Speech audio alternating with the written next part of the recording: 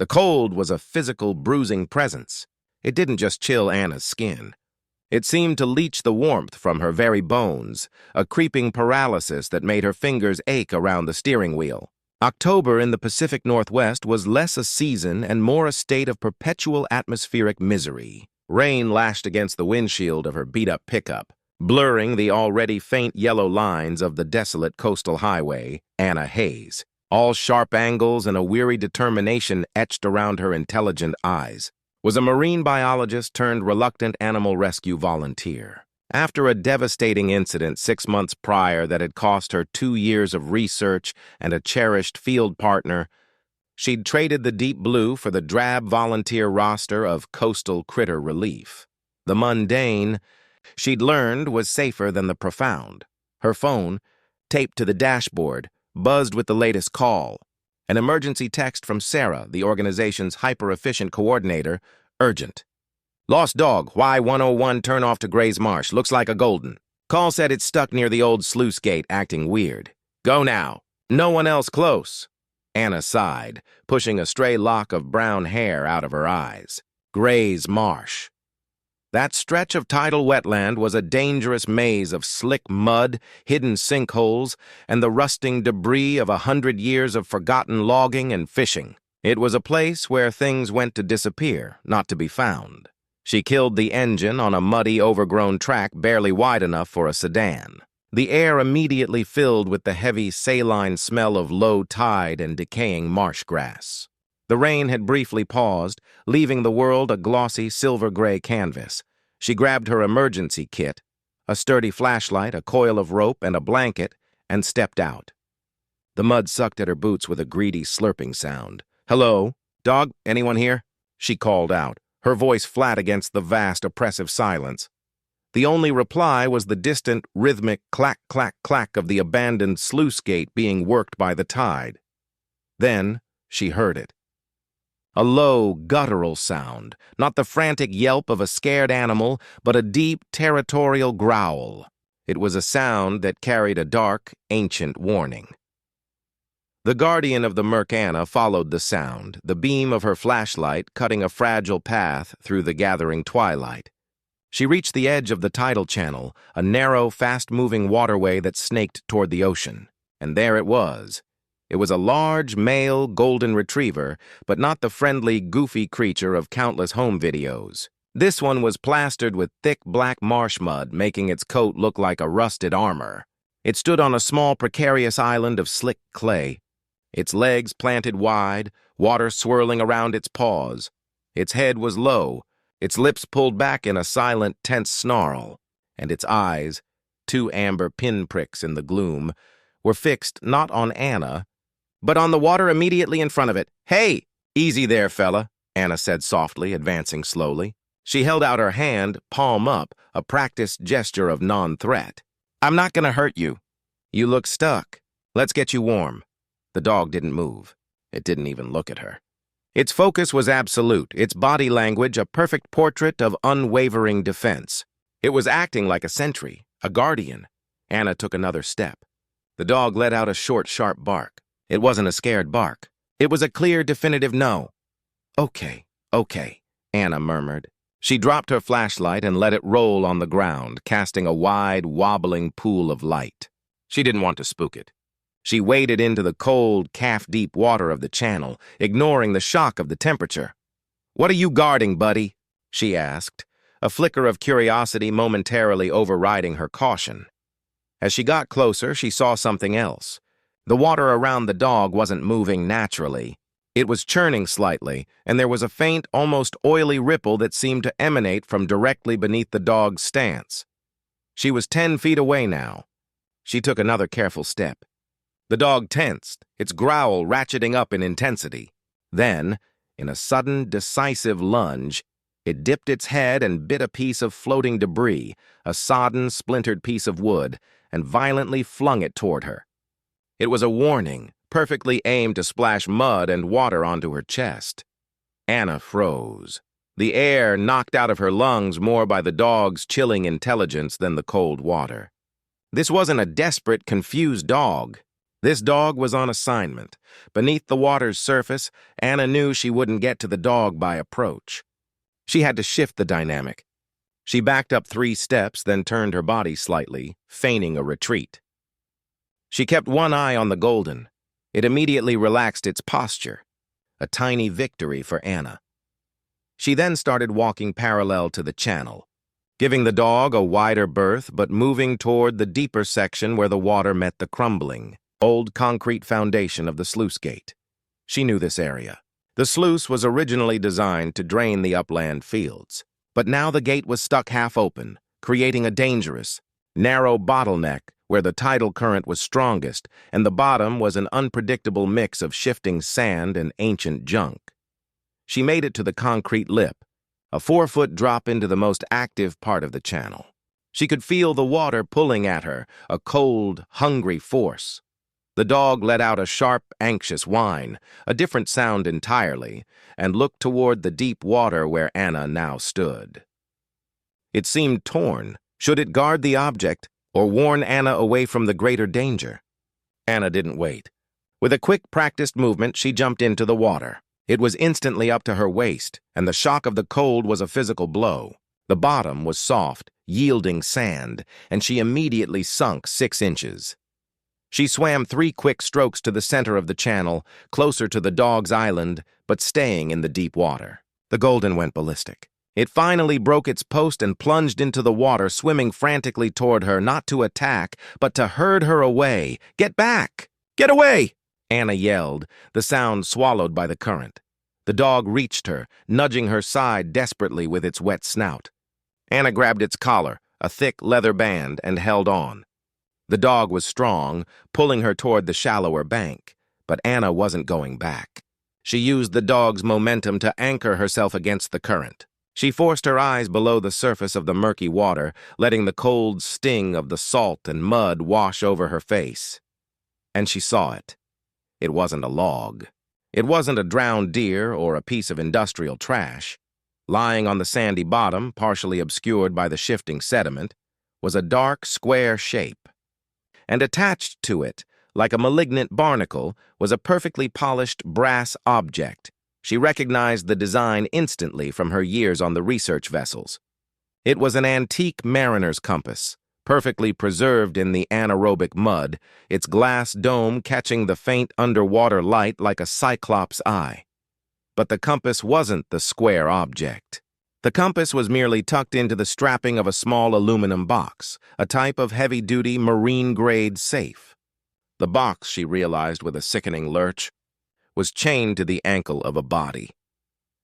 The anchor. Anna's breath hitched. A desperate, choking gasp that pulled a mouthful of the frigid, oily water into her lungs. The sight was a monstrous tableau.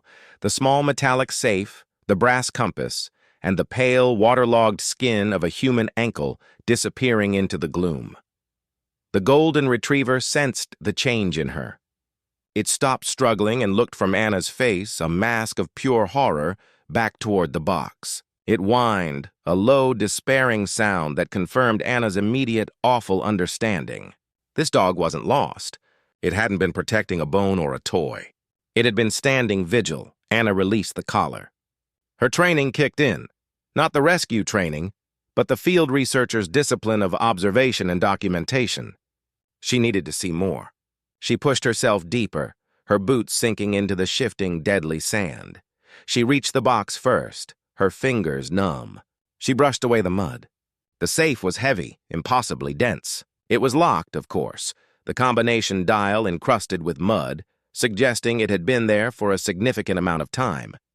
Her eyes followed the chain. It was a thick nautical anchor chain, not the light, decorative kind. It was secured to a loop on the top of the box and disappeared downward, where it wrapped around the ankle.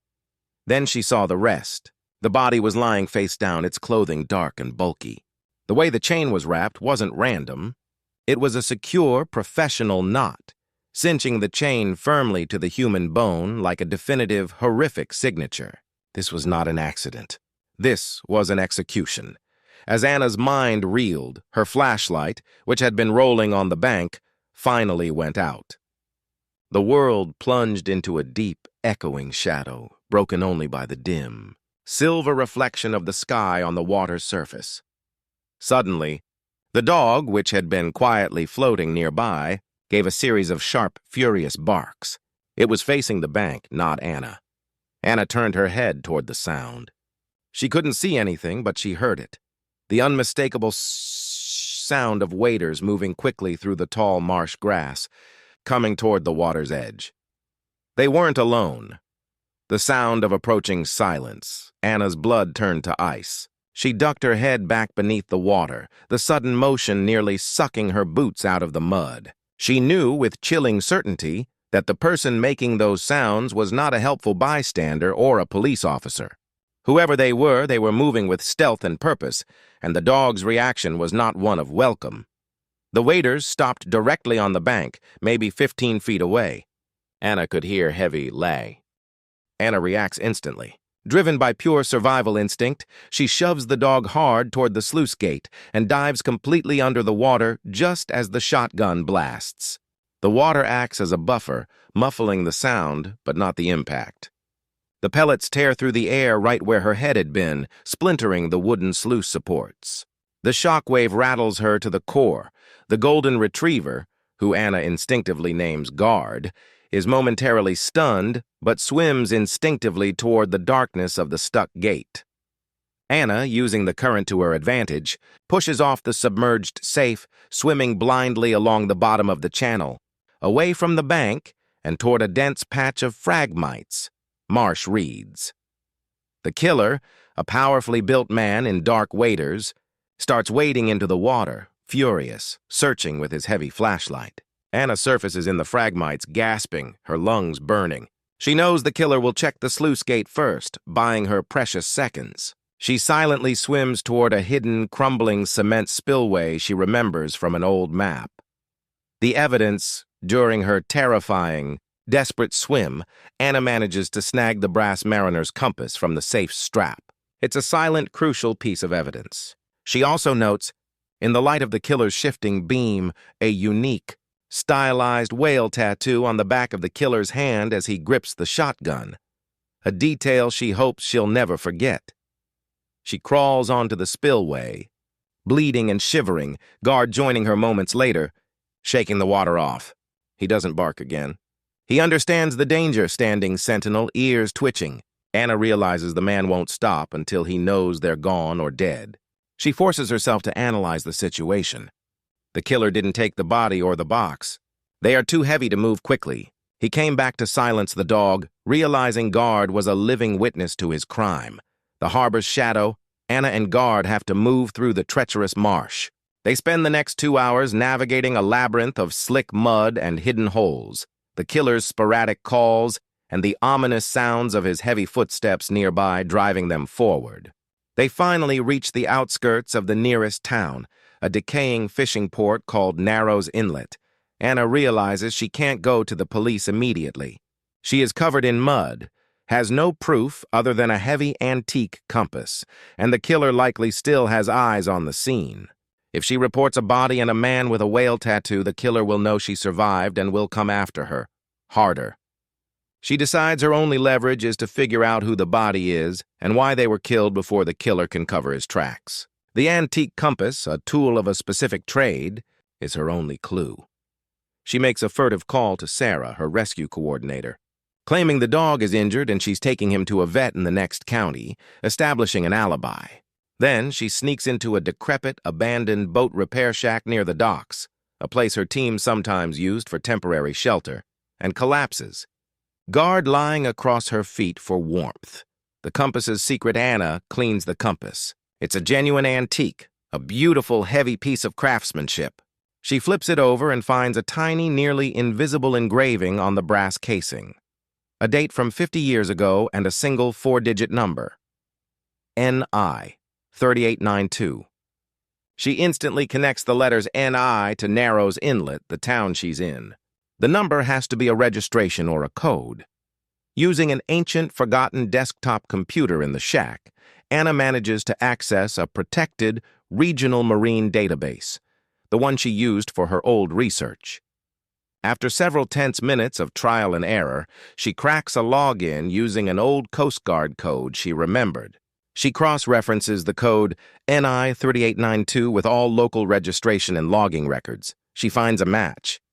The number belongs to a fishing trawler, the Calamity Jane, which sank mysteriously 20 years ago, not from weather, but from what was ruled as a hull explosion. The trawler was owned by a small local syndicate, and its disappearance was linked to a major insurance payout and a local family feud. The trawler's manifest was classified, but the records list a single casualty whose body was never recovered, Elias Thorne, a known aggressive local union boss and fisherman, who was accused of stealing a priceless artifact from a rival family just before his death. Anna's blood runs cold for the second time. The body chained to the safe is not a recent murder victim. It's Elias Thorne, whose disappearance was a closed case. He'd been weighted and dumped 20 years ago, and someone has come back all this time later to silence the only surviving witness, Guard. The compass was a red herring left behind, a morbid clue. The old wound Anna stares at the image of the trawler in the database, the Calamity Jane. She remembers the old stories from her childhood. The Thorne family was ruthless, powerful, and deeply entrenched in Narrows Inlet. A huge insurance payment followed the trawler's accidental sinking, money that built the massive, glittering Thorne seafood processing plant, which now dominates the town. Anna realizes the true horror. The safe, the anchor chain, the body. It was all a 20-year-old secret, and the killer wasn't covering up a fresh crime, but a historical execution that built an empire. The killer with the whale tattoo is protecting a secret that goes back 2 decades and is worth millions. She now has a name, Elias Thorne, and a motive. The trawler, the insurance, and a priceless unknown artifact. She realizes the killer wasn't just patrolling the marsh. He was checking on the one piece of evidence he couldn't move.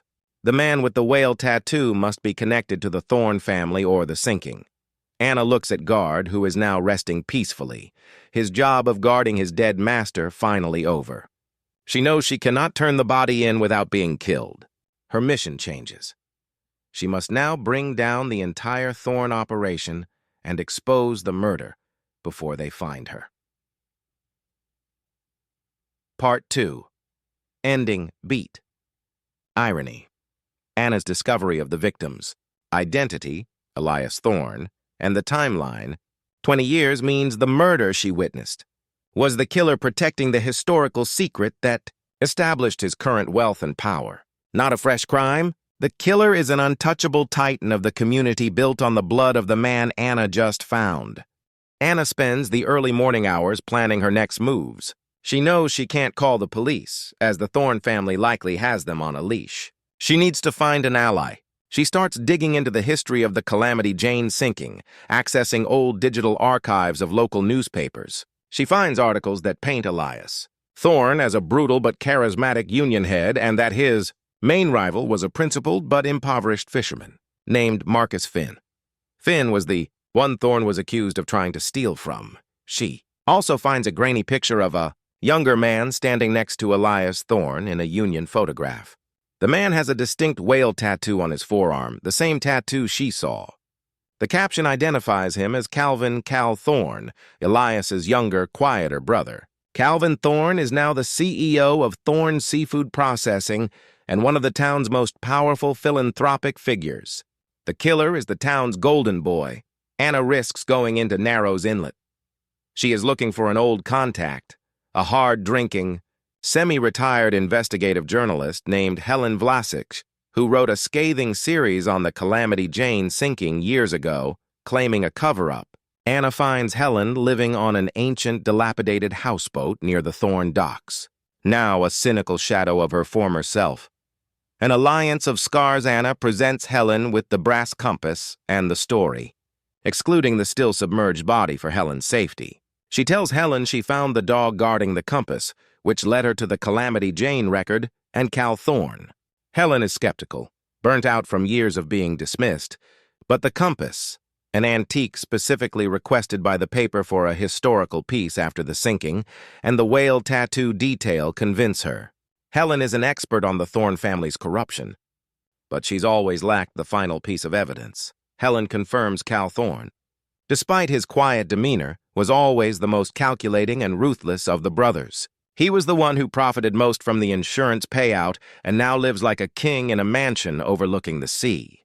Helen believes Elias and Cal fought over the priceless artifact, a rumor she could never confirm, and Cal killed Elias, staged the sinking, and pinned it on an explosion. Anna and Helen agree on a risky plan. Anna will try to get close to the Thorne plant, looking for any sign of the artifact or a secret compartment where it might be hidden, while Helen works her old contacts to find any living witness to the original sinking who was threatened into silence. The Thorne mansion infiltration Anna, utilizing her marine biologist background, poses as a sanitation inspector interested in the plant's effluent systems. She gains brief access to the massive labyrinthine processing plant. While there, she notices an unusual high-security door in the sub-level boiler room, a place far removed from the actual seafood processing. This doesn't match any standard industrial layout. She photographs the lock mechanism and the ventilation shaft leading to the room. That night, Anna and guards stake out the Thorne mansion.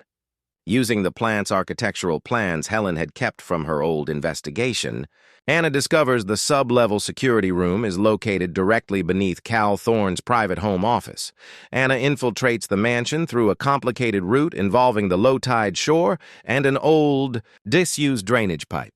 Guard remains outside, a silent lookout. She breaks into the office.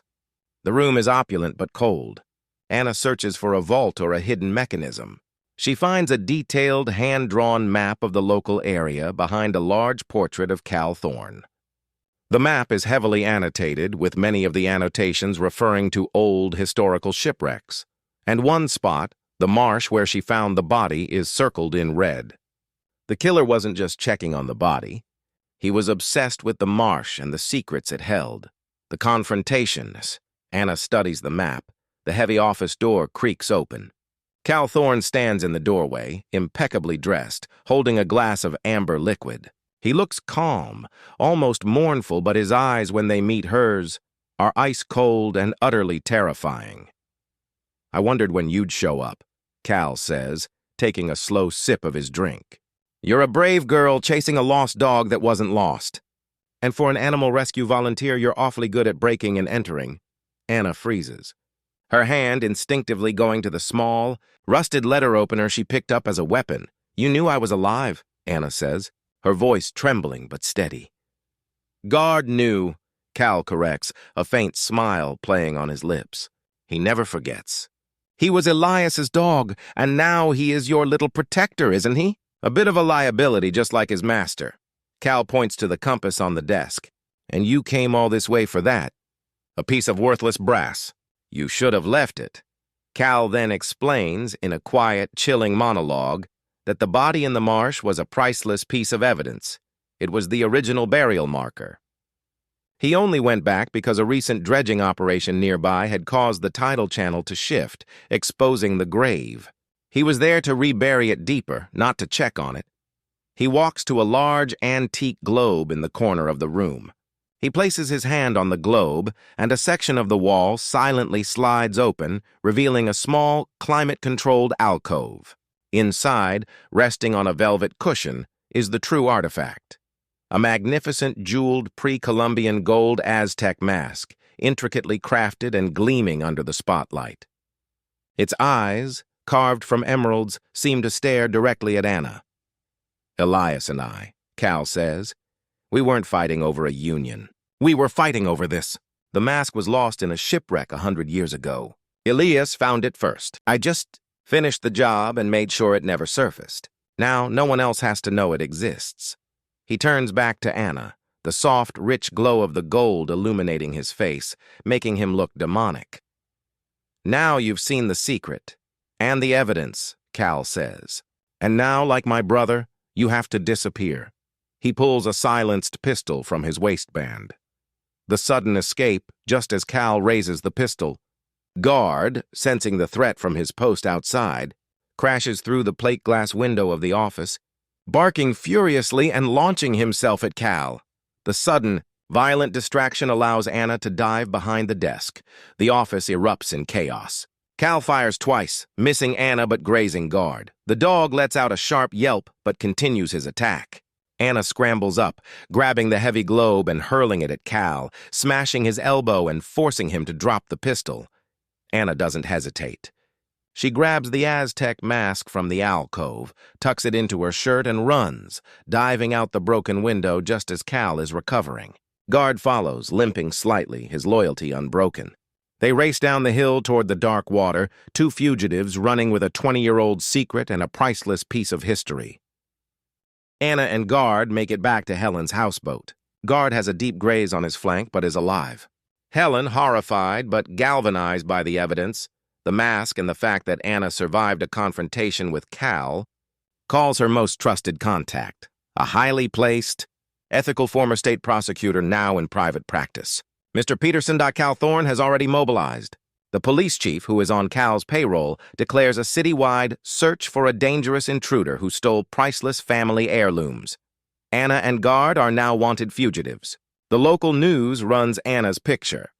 Anna and Helen take the Aztec mask to a hidden, secure safe deposit box in the neighboring county. The mask is now their only insurance policy and their only way to prove the body's identity. They can't hand it over yet, as it's too easy for Cal to claim it's a separate theft and that Anna is a liar. They must use the mask to force the prosecutor's hand and reveal the location of the body at the same time. Peterson's gamble Anna meets Peterson in a secure, neutral location. She lays out the entire narrative: the lost dog, the chained body, Elias Thorne, identified by the Calamity Jane records, the compass, Cal Thorne's motive, the Aztec mask, the whale tattoo, and her near-death escape. She shows Peterson the photos of the sub-level security room in the Thorne plant. Peterson is initially skeptical but admits the evidence is too detailed to dismiss. He needs to confirm the body's identity to issue a warrant. He develops a high-risk plan, using a specialized deep-sea recovery team. He will launch a raid on the marsh under the pretense of a controlled environmental cleanup operation. The key will be to get to the body, document the chain in the safe, and extract the victim's DNA before Cal Thorne realizes the cleanup is a ruse. The biggest risk is the dog. If Guard is seen near the marsh again, Cal will know the cleanup is a lie. Anna reluctantly has to leave Guard with Helen and an emergency vet. The marsh ambush. The recovery operation is launched in the dead of night using a low-profile barge. Anna, dressed in a black dive suit, volunteers to guide the team to the exact spot. She knows the currents better than anyone. As they enter the tidal channel, a sense of dread washes over Anna. The water is still, the air heavy. Anna realizes the tide has shifted significantly since she was last there. She swims to the spot where the body was. She finds the indent in the mud, the small circular disturbance, but the body and the safe are gone. Anna surfaces, frantically signaling the dive team. Cal Thorne was one step ahead. He hadn't just been checking the site. He had been waiting for the perfect tide to move the evidence. A new, terrifying sound cuts through the silence, the deep, rhythmic thud, thud, thud of a Coast Guard patrol cutter. Not the local police, but a larger, faster vessel. Cal Thorne has used his considerable influence to call in a fake search and rescue operation to cover his own recovery mission. The chase on the water, Anna and the recovery team are trapped. Cal, who is directing the operation from a small, powerful speedboat, spots Anna's barge in the cutter's massive spotlight. He realizes the body is gone, but the divers are searching for it, which means he must eliminate the witnesses. A terrifying boat chase ensues through the winding, shallow marsh channels. Anna's small barge is no match for Cal's speedboat, which easily navigates the dark waterways. Cal's goal is not just to escape. It's to ram the barge, sink it, and make the whole incident look like a tragic diving accident. Anna, using her knowledge of the treacherous tidal maze, directs the barge captain into a barely navigable, hidden channel full of rusting debris and shallow sandbars. Cal, overconfident, follows. In a climactic moment, Cal's speedboat hits a submerged, razor-sharp piece of lumber from an old dock Anna knew was there. The boat is instantly crippled, the engine dying with a sickening screech of metal. Cal is not hurt, but he is enraged. He wades into the shallow water, shotgun in hand, ready to finish the job. Anna, seeing her chance, grabs a piece of rope and a grappling hook. The final reckoning. First round. Anna tosses the grappling hook and catches the wreckage of Cal's boat, pulling the barge closer. Cal fires, hitting the water just beside Anna's head. "You can't prove a thing, Anna!" Cal screams across the water. "The evidence is gone. No body, no crime. The evidence is safe," Anna shouts back, holding up a small, waterproof flash drive containing the picture of the whale tattoo, the security room, and the initial database entry for Elias Thorne. "And the mask is safe. You lost your brother and your treasure. Now you lose everything!" This revelation snaps Cal. He throws the shotgun, which is useless in the dark, and lunges toward the barge, driven by blind fury. The chase, the tension, and the years of hidden guilt finally break his controlled facade. Anna, anticipating the lunge, cuts the rope holding the barge. The vessel drifts away. Cal, sinking into the thick marsh mud, is left stranded and roaring in the dark, his empire finally crumbling around him. Anna escapes with her team, but she is utterly defeated. The body is gone, the chief evidence is lost, and Cal Thorne is still free. Part 4. Ending. Beat. Heartbreak, defeat. Anna loses the critical evidence, the body, but gains a momentary victory, crippling Cal's boat. She escapes with the proof that led to the body, but without the physical evidence itself, her case is severely weakened. The stakes are raised. It's now a battle of Anna's word against the powerful, wounded Cal Thorne. Anna is taken to the prosecutor Peterson's office. Peterson is furious that the body is gone, but the combination of the mask's existence, the boat chase, and the desperate late-night Coast Guard search all point to Cal's guilt. Peterson tells Anna the only way to proceed is a high-profile press conference revealing the Aztec mask and the historical murder cover-up. Gambling that the media storm will force a federal investigation and terrify Cal into a mistake, Anna agrees. While the press conference is being prepared, Helen, acting on a hunch, follows Cal's trail. She finds the crippled speedboat and notices fresh, deep tire tracks nearby, leading toward the largest of the Thorne seafood processing freezers, a massive, isolated cold storage facility far from the main plant. Helen immediately calls Anna. "Cal didn't dump the body again." "It's too heavy. He's stashing it somewhere." "The freezer. He's turning the evidence into ice. The sacrifice Anna knows this is the last chance. If the body is frozen, it can be preserved and recovered. She also knows Cal will be there guarding his final secret." Anna drives to the freezer, taking guard with her. His wound is bandaged, but he is still limping. She needs him as a distraction and a lookout. She infiltrates the massive, echoing warehouse, the temperature inside a brutal, sub-zero hell. She finds Cal in the main processing room alone, overseeing a small crew.